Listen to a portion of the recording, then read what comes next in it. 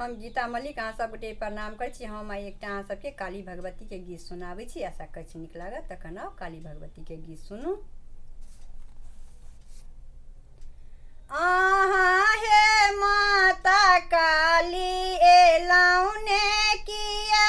आहाँ हे माता काली एलौं ने किया, हम पठेलहुँ डोली घुमेलहुँ किया, हम पठेलहुँ डोली घुमेलहुँ किया, माहे सोना के डोली में पटरा ओहार, माहे सोना के डोली में पटरा ओहार, माहे सेवक बनल छथि अहाँ के कहार, माहे सेवक बनल छथि अहाँ के कहार, अहाँ हे माता काली एलौं ने किया, हम पठेलहुँ डोली घुमेलहुँ किया, माहे जान माता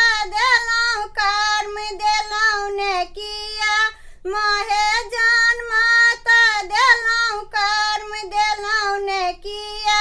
अहाँ लगन लिखै कालनु केलहुँ किया, अहाँ लगन लिखै कालनु केलहुँ किया, अहाँ हे माता काली एलौं ने किया, हम पठेलहुँ डोली घुमेलहुँ किया, माहे एतबा वचन सुनलनि काली माता,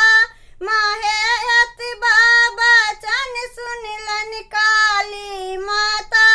माता हँसैत एली सेवक के दुआर, ओतऽ हँसैते एली सेवक के दुआर, अहाँ हे माता काली एलौं ने किया, हम पठेलहुँ डोली घुमेलहुँ किया, अहाँ हे माता काली एलौं ने किया, अहाँ हे माता काली एलौं ने किया, हम पठेलहुँ